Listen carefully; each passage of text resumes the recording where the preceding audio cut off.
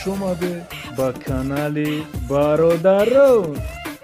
لرزوندن زنگوله را فراموش نکن.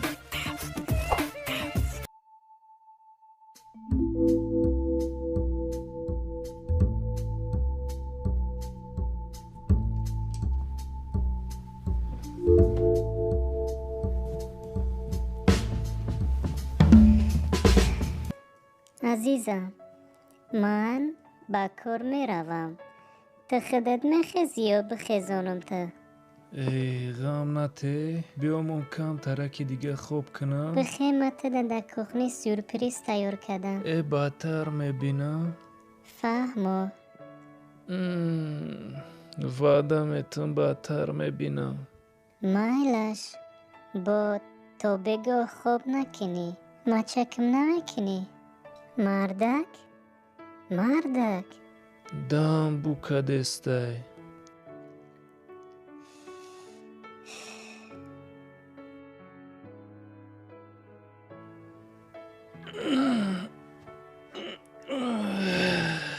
زنک نمیمونه خوب کنی.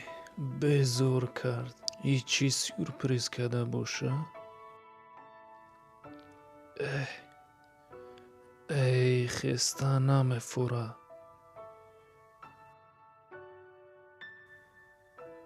او ای سرد مونه سورپریزی کردگید.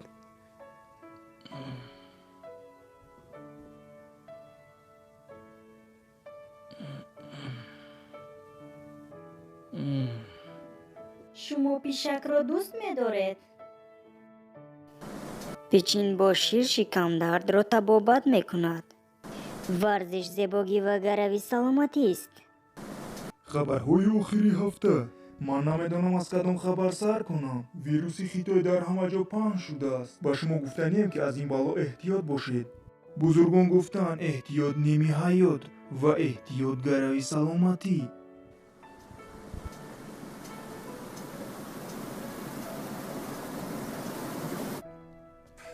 او راست. سلامتی در کار. احتیاط کردن در کاره. هیچ جا رفتن در کار نیست.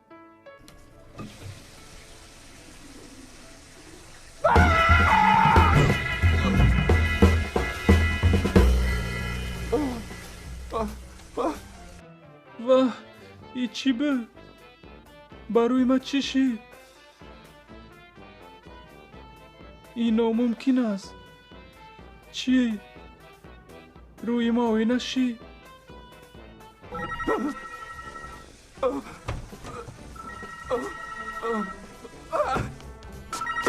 الو. مردک، خیریت که تو خوب نیستی. گوش کن، تو میتونی دور خونه روی؟ چی؟ بهت سپی دور باره میگم. در تنه یختون بین. چی؟ تو شوخی کردستی؟ چه فراموش کردی؟ ای من نمیتونم یگونجا رفته. سلامتیم خوب نیست. مردک گوش کن، ما اومده نمیتونم. ایشا به خونه دیر میام. مردک، کارای گفتگی ما اجرا کن.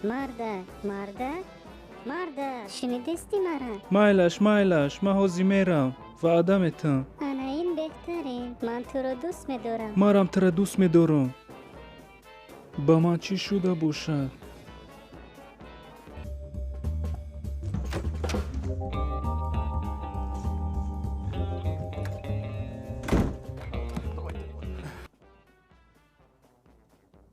محمد علی آرام باش، نترس.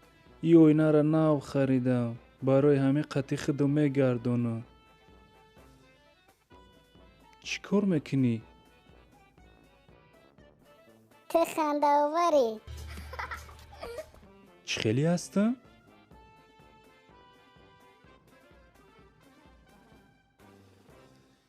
ای روزی من نبوده. اوه، همیش نمیرسید. آرام باش. آرام نترس. همش ساز میشه. ای نه قطعی ما چی گپ میزنم. سلام اکای کماندیر. سلام اکای پلیس. سلام جوره. سلام جناب. یگون خطاگیه. سلام آقای پلیس. حجتهای خود را نشان ده.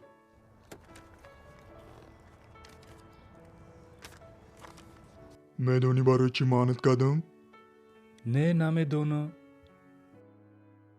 ای با من نگاه کن که تو قیطه بگی.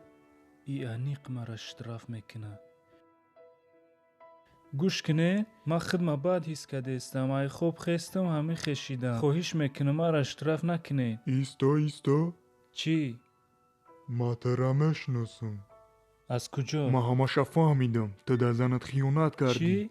نه ما ای کارا هیچ وقت نکردم. دروغ نگو. ما ایرا در چشمو دیدستم. براستی؟ تو با او خیانت کردی با فوشه هایی که ارزش ندارن. به غرضی تو دیوانه شدی. چه خیلی زنت قاطی توقات میکنه. او زنی خوب است. چی؟ من ماشین تیزی بد ای کردم. ایوان از دیدنت دلم میشورد. گم شو. نمیخوام روی خنکت دیدن.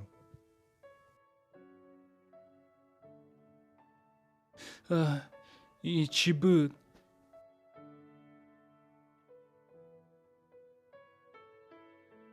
به تستر برم؟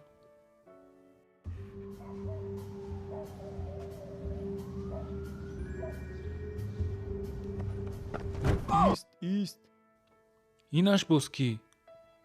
رئیس قریب که تو رو نشناختم. به خدا تماما دیگر شده ای. شما مرا تو نمیشناسی. مانند با بومژها شده ای. تو مرا با کسی مانند کردی. راست میگم.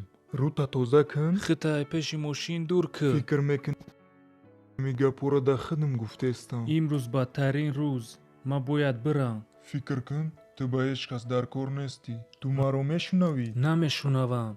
با هیچ کس در کار نیستی. بخشیش من تده یگان کمک رسونده نمیتونم.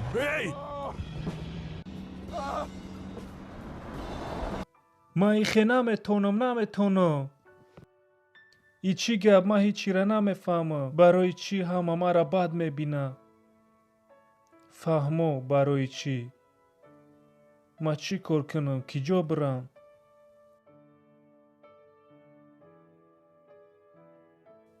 ما وعده داده بودم.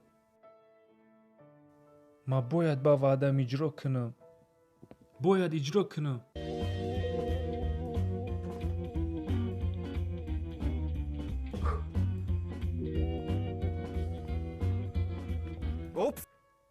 بخشیش راه دین من باید دورو خرم.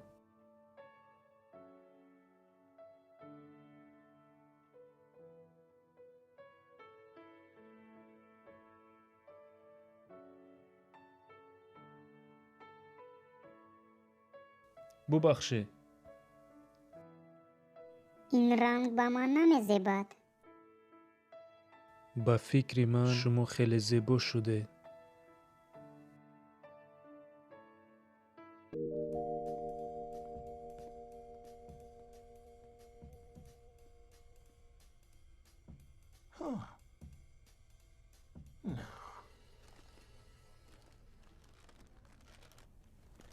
با شما چی دارو لازم؟ سلام. انا این دارو رو میخواهم با زنم گیرم.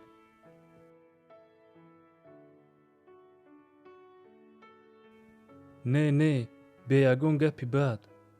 تو با خودت چی میکنی؟ اوی خدایا. تو کاری بد میکنی و این را دانسته میکنی. خود را شرمنده کردی. به کسانی باور کردی که تو را به پستی آوردن. برای چی باور کردی؟ چی آنها به تو پول، عشق، زندگی، خوشبختی وعده کردن؟ پس کنی وعده ها. دنیا پر از فند و فریب مانندی من با صدها کسی دیگرند. چرا با آدمانی بد به گپای دروغ باور میکنیم؟ تو این خیل دختر نبودی. باید دیگر شوی. بخشیش. با این من گناه ندارم. من انیق نمیدونم. خی من میروم. شاید دری بد شده باشد. ایستا.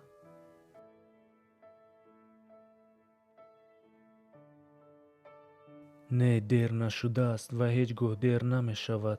تو می توانی از انسان‌های بد پرهیز کنی و از بازی دروغگویان دوری بجویی. تو دختری با علمی.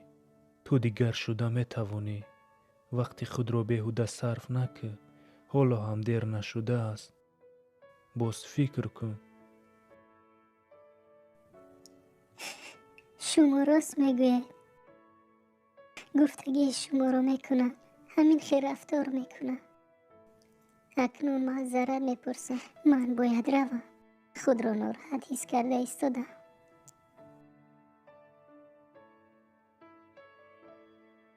او زنی خوب است.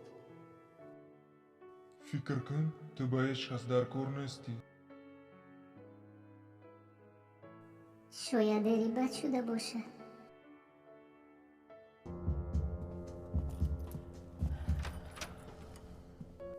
سلام مردک. واو، تو همه کارهای خونه رو کردی. بله. فکر کردم این بهترین کار است. بله بهترین. و این باشد داروی تو. تشکر. من میخواهم گفتن تا امروز با تو رفتارهای بد کردم. برای رفتارم عذر میپرسم. هیچ گپ نه، همش خوب می شود.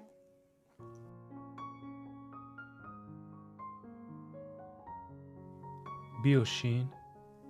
واو، چه خیلی گل های زیبا. با من محقول. با تو چی شده است؟ خودم هم نمیدونم. فکر میکنم باید هر یک شخص خود را از طرف دیگر هم نگاه کند.